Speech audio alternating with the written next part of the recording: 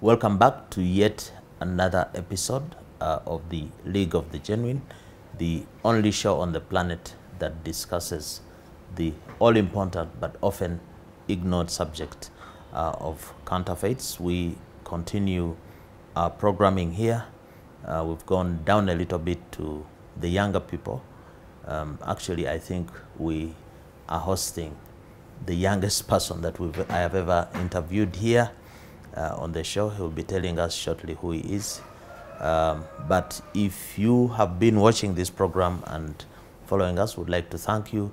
Your support is very important because promoting awareness about counterfeits needs you and me, needs everybody to spread the gospel. If you're new here, like we've said, this show is dedicated to keeping you safe with genuine products. So we are here to deepen your understanding on counterfeits. So please join me in welcoming the youngest host, Mr. Boris Mugisha. Your elder version just resigned in the UK. Boris Johnson. Any relation with him? Not at all. Probably I'm Ugandan and he's British, so maybe that's the close relation we have. But these days, you know, they say you fake it until you make it. People would like to always associate. You appear to be different. No, suddenly I'm really proud of being Ugandan and African at that. So I'm proud of my identity. So there's no I would want to forge a relationship with someone from just because you're called a Boris. Yeah, just because I'm Boris. Okay, Boris, you're welcome here. Thank you so much. We're happy to have you. You told me you're 24 years, will be 25 next month. Yeah, I'm turning 25 next month. Next month, so you must still be at home, waiting for mommy to put up a meal or something. I think she's going to watch and she knows that I've not been home for the last 2-3 years. Yeah. Oh, you're now independent. But you finished school, you did the BBA, Bachelor of Business Administration. You finished how many years ago? I finished in 2020, were the first COVID graduates, were the ones who did the online graduation. So the feeling wasn't the same for those old graduates of Makerere going to the Freedom Square to, you know, celebrate from there. So as we watched on Yours TV, was virtual. Yeah, ours was virtual. Were the first. And then, so who placed the thing at home? Was it your mom who put the?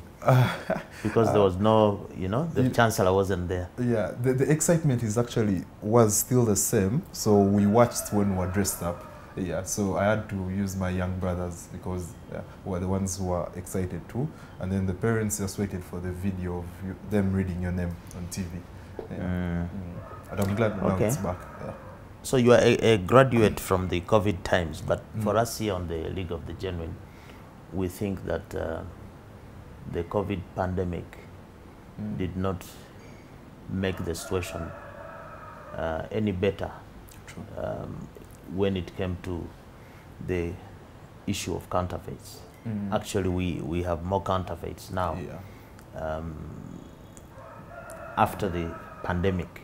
Okay, and so we are here to try and generate more understanding. Now, as a youth, we find most of you unaware of what's going on in this area. You might be seeing it, but you may not even be understanding it. Yeah. Do you understand what a counterfeit is? To be honest, it's not even just about understanding. I think it's just there's a big divide that has been created. Okay, what do you know to be a counterfeit? Yeah, what I know honestly is just a fake, you know, because I know there exists an original and then there's a fake. There's two things that are existing. There's the original that has been made by the manufacturer, and then there's the fake that is just a duplicate of that original product or service that exists. So that's your definition of counterfeit. But you said that the original is made by the manufacturer, but even the fake is manufactured. Yeah. They're all manufactured. They're all manufactured. So if manufacture is what distinguishes fake from genuine, they're both manufactured. Interesting. Yeah. So I think yes, they both are made by someone, and so the fake is what's actually consumed more, I would say, because of the different drivers of consumed more. Yeah, consumed more. Yeah, because We know the original. We could be knowing the original, and then we know the fake. But because of the different drivers like affordability, we find ourselves more on the side of the fake. Yeah. Okay, I'll be explaining just very shortly for your benefit and the viewers what a counterfeit is. Yeah, true. But you strike me as a straightforward and honest person. And so since you know counterfeit to be a fake, have you carried any fake? Do you have any counterfeit on you that you can show us? What? I would say so. For example, is your phone genuine? What phone do you hold? I hold an iPhone X. Where is it? I really doubt. Yeah, I think, I gave it to the crew. Okay. Yeah. No, okay. You're Let me saying, just use this. Let's even have the phone. Okay. This is something relatable. Yeah. So, is this fake or genuine? This is fake, honestly. This is fake? Yeah. What is fake about this? Because I can place a call, I was able to call you and you're able to receive a call. So it's genuine, you can receive a call. Yeah. This is an iPhone. Yeah, that's an iPhone X. So why do you say it's fake? It looks like an iPhone. True. It does look, because the makers of the fakes have really, taken it a step further and like make exact copies of what the original looks like. So we are able to. So why do you say this is fake? Yeah. Is it you who baptized it fake, or the manufacturer told you it's fake? Yeah. No, now the manufacturer hasn't even told me it's fake. I know what the original is like, and because of how I got this, the price of it, I don't think the original would have been at that price. The price of this was how much? I managed to get this at 1.2 million.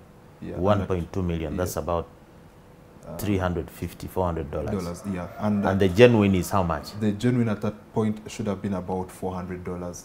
Yeah. About 1.8, 1. Yeah. So seeing that I am able to get it brand new at that price, and yet I'm in brand new in quotes. Yeah, brand new in quotes. In here in Uganda, in Africa, and yet the makers are in America, are in USA. Yeah. So seeing that I'm able to get that. And you are able to know the price of the genuine because you went online and saw that a genuine would be $400, $500. Yeah. So when you compared with what you're getting here, yeah, you knew it was a fake. Yeah. And even the seller is able to tell you that I'm giving it to you at a cheaper price. I think you just need to take it. Yeah. Okay, so you know what a counterfeit is. A counterfeit is a product that is manufactured without the authorization of the brand owner, in this case Apple. Yes, Apple. And it is an imitation of the genuine, and the purpose of doing the counterfeit is basically to dupe you, the consumer, to profit. The guy that is making it wants to take a benefit from somebody's invention, so as to make money and so on. So why do you think, because you're saying, yes, I bought this, why do you think the youth, who are the majority, find it okay, they go for the counterfeits? What is driving the youth to consume counterfeits? Yeah, I'll just be honest, because one of the things is, one, affordability, and these products, are more affordable compared to the originals, and then two, there isn't so much distinction. We do not know what the. But you can do the distinction by price. Yes, by price, but then there isn't much like in terms of the features, like there isn't so much distinction, or the manufacturers themselves haven't showed us that this is what you would expect the original to do, and this is my fake product here. So you're saying that Apple, in this case, is negligent, I would in say a so. way. They have left the youth in Africa to get exposed to these products. But do you expect Apple to come on the ground and clean up? Maybe they argue that it doesn't make business sense, you're not buying enough. How many of you Africans are holding this, can even afford a smartphone? Forget even a phone. What is the mobile telephony penetration in this part of the world? So is that justification for them to be negligent as well, not to pursue protection of this property here? Yeah, I think it's two-way, because you as the manufacturer, you would argue that it doesn't make business sense for us to go into these markets, because now, like Africa, Uganda, the penetration is less than 30%, you know. So, and yet your biggest market in Europe, Asia, you know, is buying all these products for you. And then you hear about little country in Uganda. Yeah. So, but there's a rush. I hear you're a student of business administration. You know that there is now a big push. All the people that matter in the business sector, they're trying to come to Africa. This is the land of opportunity, growing market, virgin markets, and youthful population. So the casualness with which we have accepted the issue of counterfeits is demonstrated just right here. Yeah, I mean, even this could as well be fake. I don't know if this is genuine. I have seen adverts of pens being advertised, but nobody tells me how to differentiate this, the genuine from the fake. Before we finish this segment, I was talking to you about the drivers of counterfeiting and through Dankani, which could you just help us go through those drivers and tell us your understanding of each of those drivers, beginning with differentiation. How deep is it with the youth in terms of driving consumption and purchase of counterfeits? Oh, yeah, so yeah, with differentiation, one, we do not know what the original is, and we do not know what the fake Or you is. don't want to know? No, we do actually. Because you go online, I'll be talking to you about your business. You're online, you can get the specifications of the iPhone. You don't want to know maybe? No, we do want to know, but I think this comes from the manufacturer side, because they really go the extra mile to advertise to us what they are selling, but they do not show us what the fake is. And yet they are also aware that it is on the market. So the differentiation is left to us because we do not know what the difference is between the two products. Yeah, I would say two products, like my big pen here. And then when it comes to affordability, which I think carries the most weight in one of the drivers for our consumption of the counterfeits, you will know that you will get this cap cheaper if you go to like downtown rather than going to the factory. Let me say the factory is in Namave. You know, the downtown people will offer it to you at a cheaper price. So because of the difference in the prices, you find yourself pressed to just go for that. So are you saying that because you are poor, you are entitled to consume fake? We are not entitled to, but that has led us to. You are not entitled to have genuine. Because you know, counterfeits is a phenomenon of the 90s, 2000s. And there were poor people in Africa before. How come they could buy the genuine? So this poverty thing might be an excuse. If you are poor, will you go and buy a contaminated medicine, a dangerous medicine, because you are poor, knowing that it will destroy your liver? Don't you think that's an excuse? It's not an excuse, because it's as a result of the exposure that's going on right now. Because we'll all agree, if you look at the 90s and right now, the exposure is on a higher level as we speak. Because but the poverty was also there. Yeah, the poverty in 1990. is there. The poverty is there, and even the spending strength is still the same.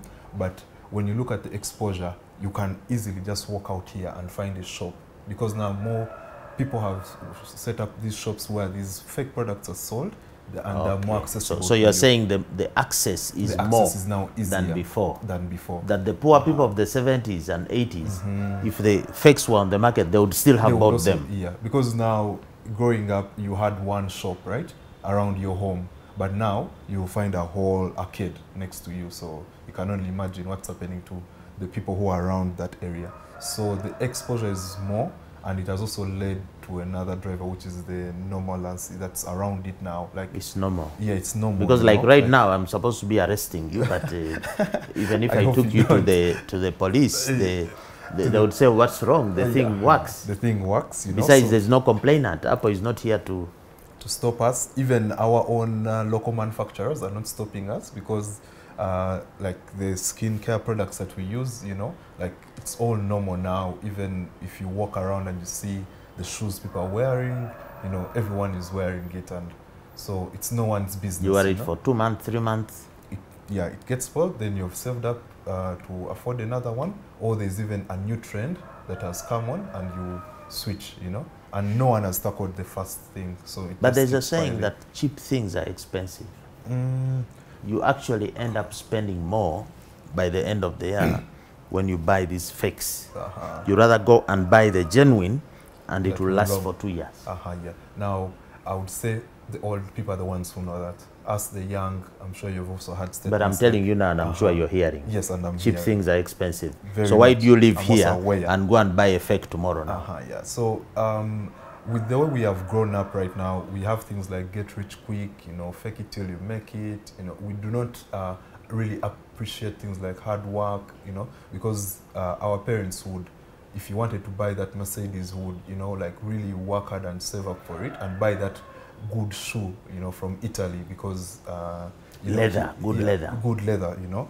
But right now, because I just want to do this for my friends, you know, for the liking of the people around me, you know, I'll go and get that cheap shoe and wear it because it's going to look good on the outside, and you know, society Boris, we will have to accept take me. a break. But what I've picked from this segment, you're saying the youth are show people. Yeah, we We're are just more. showy people. We need to take a break.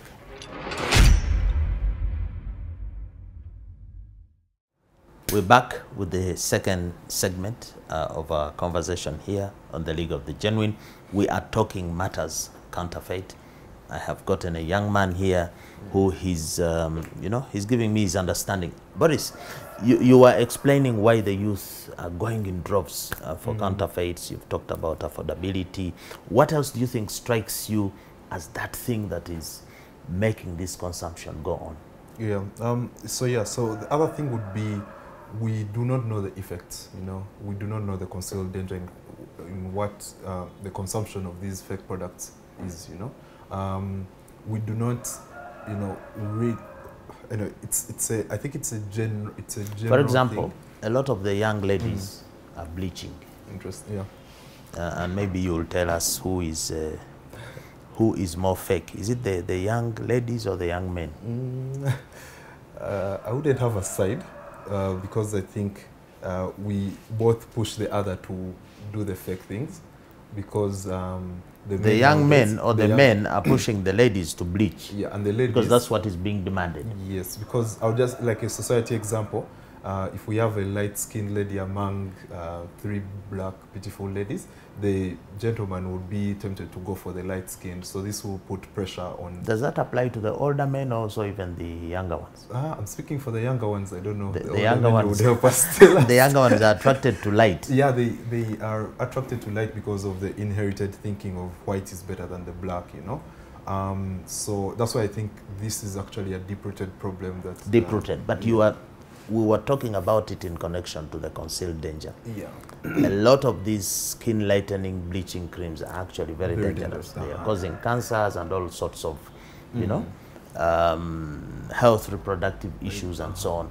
So are you saying that among the youth who are running to turn their skin into another color, that they don't actually know these dangers? To be honest, we do not know.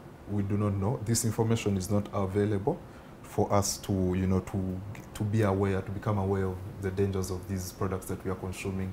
Because it's not only the women, even the men now, you know, you go to a salon and the barber has some cream that he puts in your hair and it makes it look darker, you know, but he doesn't Are you suggesting I should go and bleach? No, that's very beautiful. So he doesn't go ahead to tell you that this product is only going to make your hair look darker, but it has side effects, you know.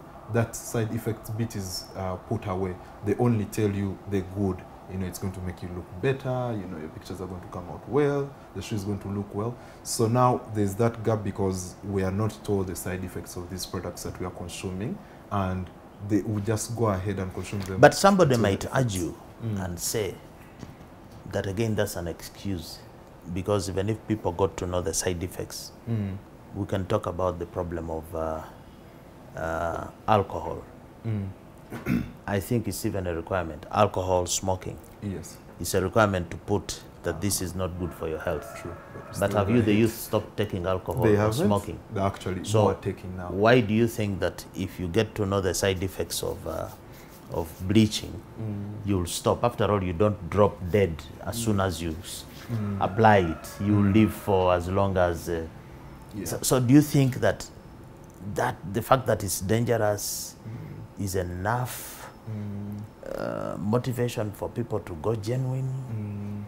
I would think it's... What should we do? Yeah. So you've given a good example, because on the cigarettes, on the pack, it will tell you it's harmful to your health, right? And one, it's written there, but no one is going to read it. If someone has read it, they will just keep puffing, right? And now that shows us that we need to take an extra step. So that means now such shows are very important, because now someone needs to know, okay, how is it dangerous to my health? And maybe they need to be shown examples of, like, probably, if that's allowed, like, this is a victim of that same cigarette that you're smoking, you know? So I think on top of being given the information, it needs to be internal. People need to understand it. And this can be done if the manufacturers themselves go the extra mile on top of telling you that, yes, you buy our product, but if you excessive consumption of this, it will lead to this. Because I've even seen road accidents, you know. There's a road safety campaign. I see, drive safe, but as soon as they play the advert on the TV on road safety, in the same advert, if it's in the news, they will say 30 people died in. True. Like they didn't hear the advert. Is it that we don't hear? We have a hearing problem.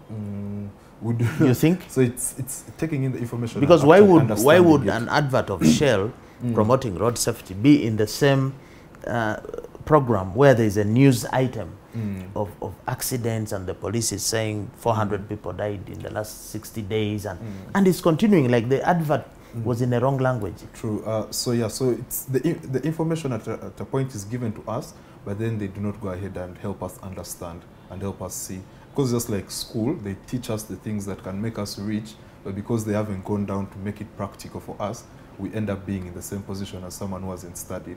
So it's the same way.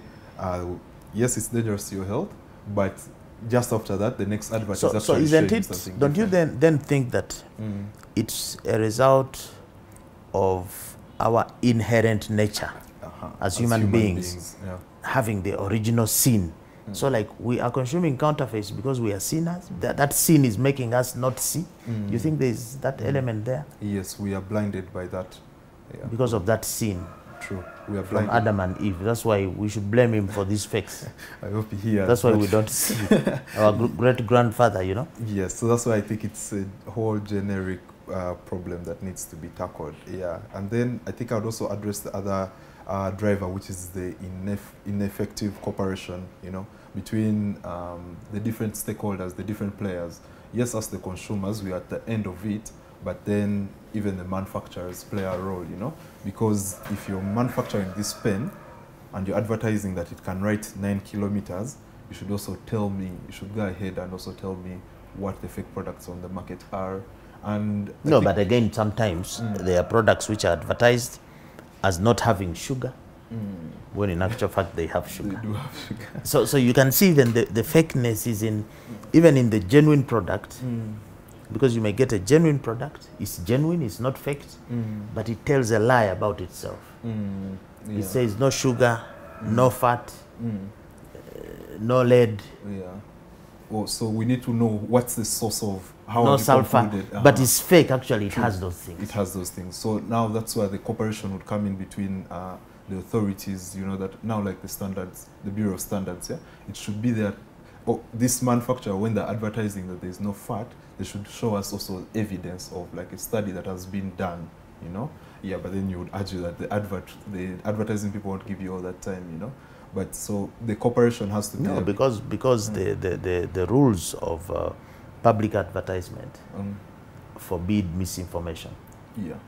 Actually, media has as one of its big roles to educate, to inform, to empower the community. True. So if media is being used to promote misinformation, fake news, fake information, it does not tie up properly. Yes. And this brings me to that thing you're talking of, cooperation and so on. But sometimes we are cooperating on the wrong basis. For example, we have a lot of the fast food chains. I'm sure if you Googled now, even this phone of yours will be able to show you the dangers of junk, the dangers of this. So when you talk of us needing to cooperate, it's like putting a ladder against the wrong wall. Really? Even our cooperation, even if it was achieved, we are cooperating on the wrong things.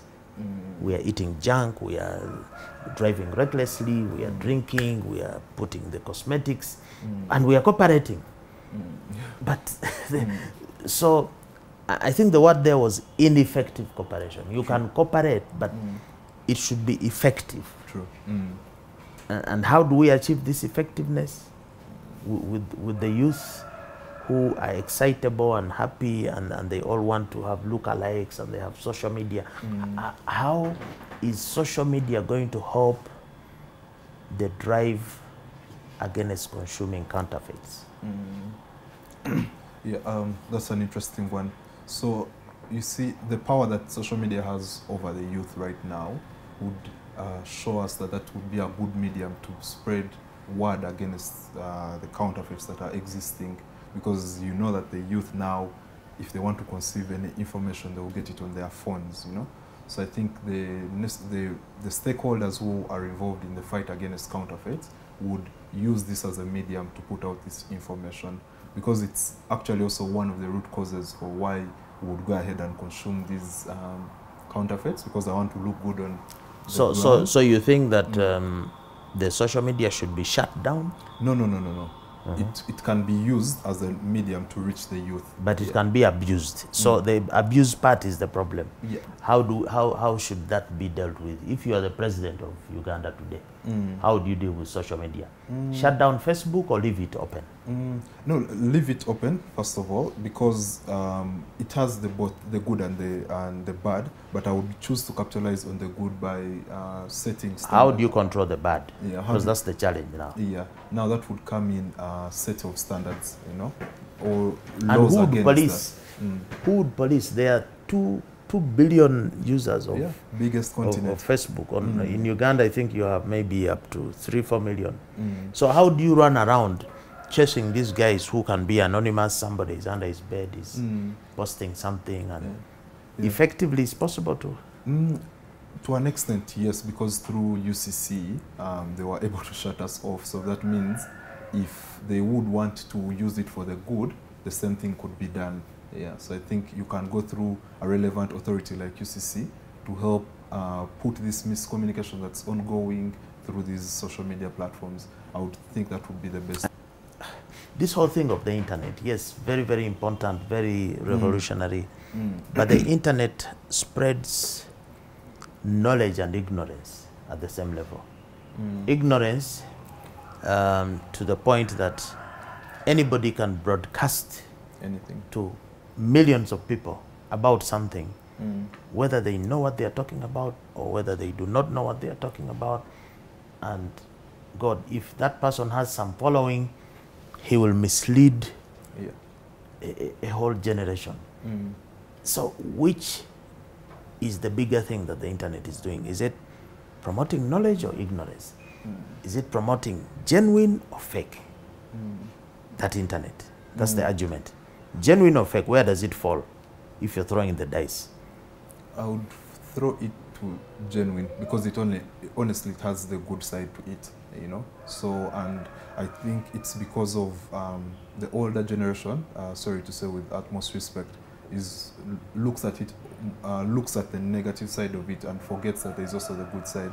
Because like you said, I'm able to find out the dangers of eating junk food, you know, without necessarily... But the same, on the same page, the same platform, will give you all the information. You go to YouTube, they'll tell you about fake, how junk is fake. But in the same program or the same episode or the same where they're talking about the junk, they allow an advert of a soda. Yeah, because of the capitalist nature. Yeah. So it's two-way. Yeah, yes, it is two-way. But again, we can't take the fact. Boris, it's like you having a church. You want to influence good behavior in church, and you preach against the sins. And in the church, while you're preaching against good behavior, bad behavior, then you also have alcohol there. being served. Then you have porn there. Then you have, this is what the internet is doing. The Internet of Things is lumping everything together. On the same page where you have a genuine product advertised, you're going to have somebody putting something there when he's beheading. Yeah, true. So I think it needs to be regulated. I think that would be the best way to address it.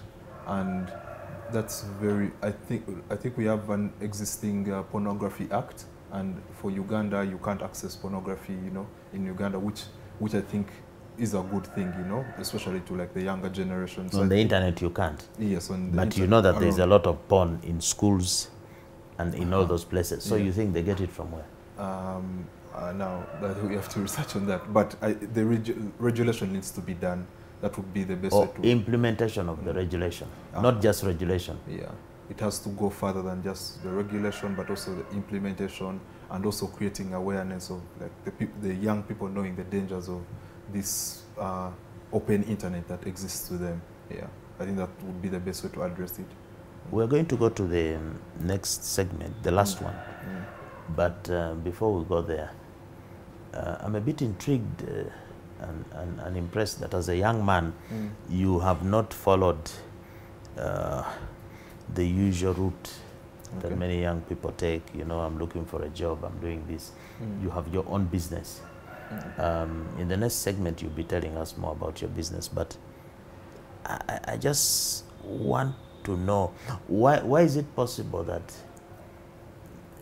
our education system has some kind of dubious reputation for churning out people who are not creative, who are not critical thinkers, and then for you, you are able to come up with something.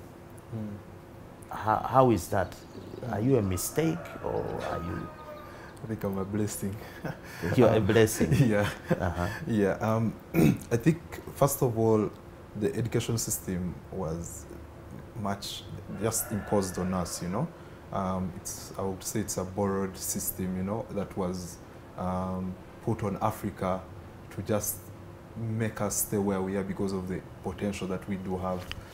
Just for understanding, you know, we have young, energetic men and women, you know, who, with colonialism coming in, it's really very personal for me, you know, because when I look at what my age mates are going through, it's not necessarily their fault, but it's because of this system that we have been born into, with like the education system, because you get to spend about 24 years, you know, in an education system that teaches you that you can't be greater than the white man, you know, you can't make Africa great, you can only make it great if you go and with their support. And then things like the donations from the funding from foreigners are popularized, you know, telling us that the white man... What about the stealing from us? Is it even talked about? Yeah, now that one is hidden, you know, that one is hidden unless someone takes the extra mile to go and study about it. But they will tell you that the white man discovered the Nile, Christianity is better than our, you know, our African And then you beliefs. sit and write an exam, and if you say it's not that white man, you fail. And then you your failed. parent will say you're a stupid boy, why did you not pass? Yes, so it comes... But okay, we can blame whatever we want to blame. For me, I don't believe 100% that just because there was colonialism and people have always been exploited. There's no group of people in this world, I think, who have not been colonized, who have not been tortured. The Americans have, the Chinese were under British rule at some point, but they came up. The Israelites were in slavery for 400 years, but they've come up. Okay, but let's just keep it here as we close. Where the youth may want to blame the education system, but who should they blame for the exam malpractice, for example? That fake behavior of, for us, we never had exam malpractice in our times. Never. It was on merit, everything was, there was no fear that, but you guys are busy beside yourself, you know, you're outdoing yourselves to cheat. That you're still going to blame on the colonialists? No, now, so that's why also the individual contribution has come in, because of the existing pressures, you know. We are so exposed to, you know, like if you do not pass your exams, you're going to, there's so much comparison pressure. So I think that the malpractice that's ongoing, one, even the schools that are, they want to be the best, you know, so they're doing anything to appear the best because they know when they appear as the best, they'll be able to have in more students, and more students mean more money. So we, the younger generation is so hungry for success that we're now willing to do anything that will lead us to Boris, that. we need to take a break. Yeah. We are going to come back from that point to be the best, and you will tell us whether the kind of degree you get or qualification makes you the best. We need to take a break.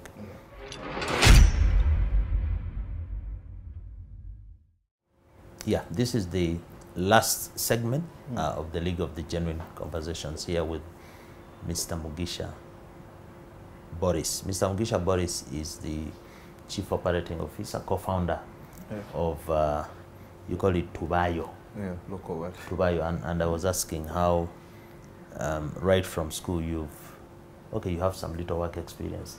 How come you've created something, and you know, Tubayo, what is this about? Yeah, first of all, Tubayo is a local word that means we are there. Yeah, so just to... You've arrived. No, we are everywhere. We want you when you travel around Africa and you're looking for an accommodation, you know that Tubayo is there, so you'll be able to find. So Tubayo is in Kampala and Wales? We are majorly in East Africa, that's Uganda, Kenya, Rwanda, and then we have also set out in South Africa and Nigeria, yeah, because of the power of the internet. Yeah. So how does it work? Oh, how it works is we are solving the problems that you travelers are facing. You don't know what to do, you don't know where to even find it, and if you find it, it's very expensive and requires you to go through a long booking process. So we are bringing experiences closer to you and also helping solve the accommodation gap that is there in Uganda. Uganda has just about 500,000 rooms, and yet we get about 1.5 million visitors. So if they came in one weekend... 500,000 hotel rooms. Yeah. So if they and came we get in one weekend, 1.5 million visitors a year. If they came in one weekend, they wouldn't have where to sleep. So maybe they would sleep in tons. Yeah. Sleep a few hours, the next sleeps. Yeah. So we have a shortage, and so are you helping to reduce the shortage of accommodation, hotel accommodation, or you are just keeping the situation the same? What are you doing? Yeah, so we are helping reduce that that gap that is existing. How? Yeah, by showing people, by creating more room that can be available for these visitors when they come to travel. How? By putting the power in your hands through technology, that even you with your apartment that is empty, or that apartment that you invested in, you can list it on this platform and can house someone and actually even pay you for sleeping there. So that way, I can create space and I add on to those already existing rooms, and tomorrow we'll have more rooms available for the visitors, and we'll promote tourism, which comes with numerous benefits for our continent and our country. Yeah. Oh, so you're saying that despite the shortage of hotel rooms, there is a lot of unused accommodation space in people's homes, in apartments, your villages, in the villages that can be utilized. Yes, yeah. And so how we are doing that is by we have built this tool to enable you see the opportunity that you have, because you have set up a nice country home that you're here in Kampala and it's empty, but people are traveling that side. So you can also set up that country home that can provide accommodation to people when you are not there. And the beauty is you will still earn from it. So, yeah. Wow. So is this a value addition business? Where are you adding the value? Yeah, so we are adding value because first of all, to the traveler, to the traveler, and the homeowner. Let me say to the homeowner, and then the guide. I would say the guide, for simple the one who is. How are you adding value? Yeah, so how we are adding value, because when you look at value addition, it's the different levels that have been added to the product or service as it gets to the final consumer. So one, we are bringing convenience for the traveler, because now you do not have to drive all the way to Ginger to go and see what is there, but you can access it through your phone, you know, through the Tubayo platform. And then for the host, we are making it easy for you to track your earnings. You don't have to run a whole office as a young person, you know. Everything can be done on the application, and even the discovery of the things that are available for you. So that's that's the value that we are adding to an already existing, like the accommodations that are already existing, you know, and also bringing the opportunity that you can also earn money from something that's around you. Because now, like the city tour, you know, I don't have to set up a whole office, but with Tubayo, I know that I can put up an experience and someone will be able to book. So you're encouraging you're encouraging people to do business without being licensed. They don't pay any taxes, and the local authorities will lose revenue they would have collected from the hotel. So is that another way of saying you are not a value addition, you are a loss addition? No, we are a value addition, because as the company Tubayo, we are registered and all these people are earned through us. So at the end of the month, so you pay your taxes. Yeah, we'll pay our taxes, so that you can't say that we are not paying taxes. Yeah. So this Tubayo business of helping the consumer to find the supplier to find the market, or the consumer to find the supplier. So in the counterfeit narrative, don't you think that whereas you are convenient, you're actually facilitating people to quickly go and consume fakes, to go and you're not doing nothing to stop fakes, counterfeits? Is that fair assessment? Okay, yeah. So you would say that because no, you can say that because probably I haven't shared like the whole chain of how it actually gets to be on the platform. How do you ensure that people are safe? How do you ensure quality? How do you ensure what is consumed? That is basically what I was driving. Yeah, true. So because now before anything is put up on the application or on the platform, it goes first on the back end, and then we get to review it. You know, we get to know who is the person. Are they qualified at this? Do they have the necessary certificates when it comes to doing this experience before we can approve them for you, the traveler, to see it on the platform? You know. Yeah, so that's how we can mitigate that whole... Do you do regular monitoring and evaluation to see that there is conformity? Yes, so we do the regular checks even with just the homes, because even through our policy, we have a security and quality policy that we have to make sure that it is followed, you know. And it's through conversations and partnerships with quality standards organizations that we are able to do that. Yeah. But I'm sure there are certain things you may not be able to control. For example, the tomatoes that are bought in the homes where, because you know, if they are sprayed with some fake chemical or whatever, you may not. Yeah. But basically, your point is that you have a level of monitoring the facility, and maybe now you need to add, just suggesting to the people using your platform to watch out for the fakes. So you might as well add information on where to find the genuine. You might recommend and say, if you are in Ginger, you're in this place, these are the accredited suppliers for the fast moving household products that you may need. Or these are the guys with the safe cars to use because they buy genuine tires and so on. So you add it on your platform. So not only are you providing the destination that is safe, but also while you're there, the things that you use, you assure them of quality supply. How about that? Yes, yeah, that's actually a good point. Yeah. Maybe I'll bill you for it after this. Okay. So now the issue of hospitality, tourism is a big one. It's one of the major income earners for us here. But I have always had an argument that the tourism industry in which you're working is negligent also in some way, because if you want 1.5 million tourists to come here and they'll stay here for long periods of time, and you're not caring about the quality of milk they'll come here, they'll need milk, they'll even buy even medicines. Maybe they'll fall sick here. Are they assured that they can get a genuine painkiller? The vegetables they will eat.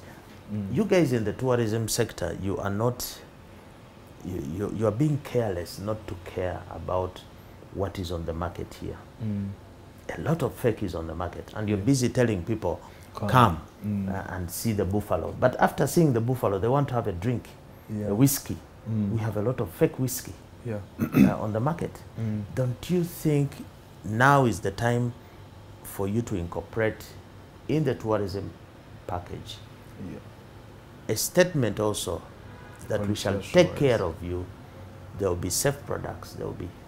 What do you say? Yeah. So one, we do not know the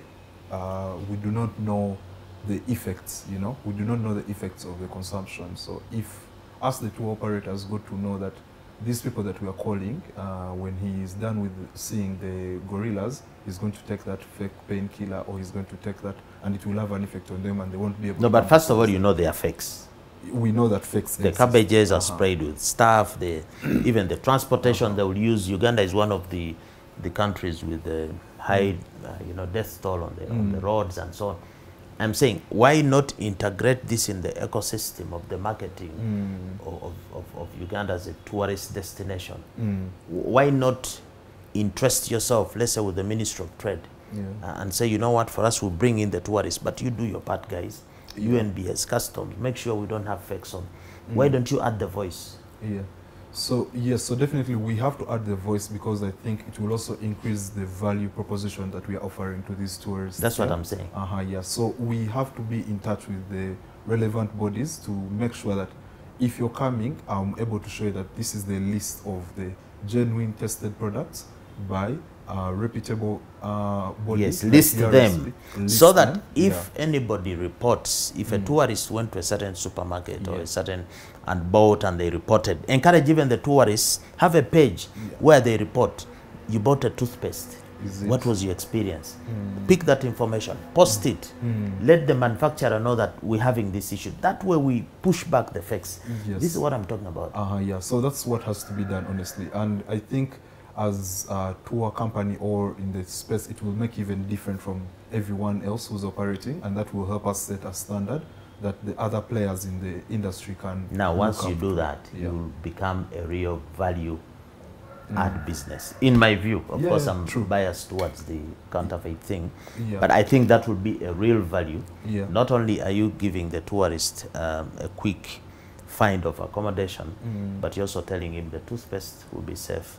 This is where you get the milk, or this is how you move safely. I think that would be big. Because sorry, just to add on, because even with the accommodations that we have listed on the platform, we go ahead and give a checklist to the homeowners. Do you have a fire extinguisher? Is there an exit in case of a fire? What first aid kits do you have? Because we are starting to appreciate the fact that you have to go the extra mile, to protect that consumer of yours. I think you need to go even further. You need to look at the structure, how some detail. I know it might be difficult, but you see we have a lot of fires. But do you know where a lot of the fires are coming from? Fake cabling, wiring, electricals, and so on. So you're going to have a tourist going into somebody's up-country home, they could get burnt there, and then you might be liable. Because you're the one who did the, bringing them. There'll be some liability there. So it's an issue. But again, to hire as a content aggregator, because for you get suppliers and those in need and put them together and intermediate, okay?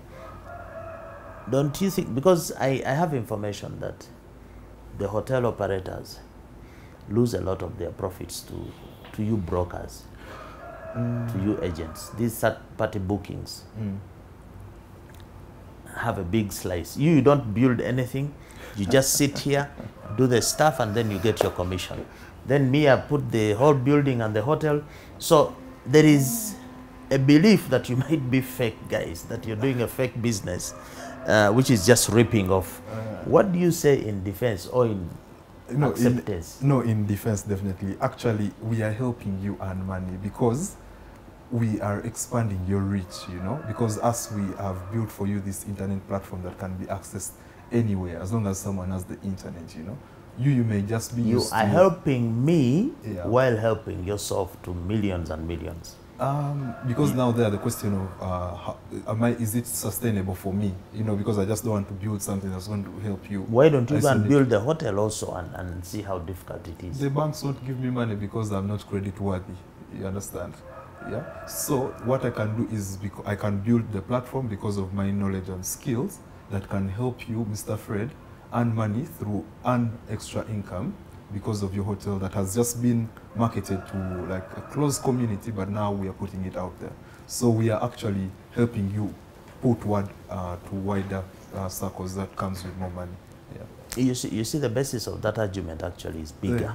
We, the Africans, have big quarrels at the World Trade Organization because we're always complaining that we're not earning enough from what we produce. The price that a coffee farmer earns, the price or the income that the government of Uganda earns, for example, from coffee, is pales against what the broker, the big broker houses in Europe and so on, earn from that coffee. So it's in that context that I'm trying to say that maybe there's a fakeness to sometimes some of these businesses that come in the middle and have a very big slice. Yeah, I think that's what's been happening traditionally, yeah. But right now what's going on is these platforms are open to anyone, you know, because if you put up your country home on Tubayo, we agree with you that you're going to put it up at, let me say, 500,000 a night, and even you are able to see that they are selling it at 500,000. Then we have an arrangement whereby we earn a commission from the 500,000. So the platform is open to just cut out that mistrust, yeah. But with the old broker, he's just coming to your village and he picks that bag of coffee, and you don't even know where he's going. You don't even know his origin. So that's where now the difference will come in, like in terms of the earnings, that the potential earnings that you could have, because there's that divide, you know. But now with the new platforms that are coming up, they're open to everyone, so everyone can see.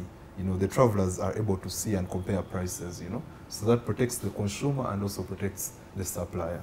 Yeah. Very interesting. But again, I know you are groomed here, born here, went to school here. True. Just tell me, what's the attitude of your parents to the business you're doing? Do they accept it readily that you're doing what you're doing? So my parents, I'll just be honest, because they're going to watch this, so it wasn't easy for them to understand, because this is a new thing that we are working on. I can't imagine your son is working for a tech company. You know, tech company is something that's intangible, you know. They're used to the old way of you're going to an office, you know. Go and work in a bank, be a manager, put on a suit. Wear the tag, you know, put on a suit, drive the car that has C on it, you know. But now this is a new trend that has come up, because working for technology, because of the ongoing industrial revolution that's taking place, you know. So aren't you embarrassing your parents with what you're doing? No, I'm not embarrassing them, definitely. Or are they embarrassed? Have they told you? No, they haven't. I hope they never. Because I think it's quite interesting. Yeah, and it innovative. is quite interesting. You're creating jobs for people, and you know.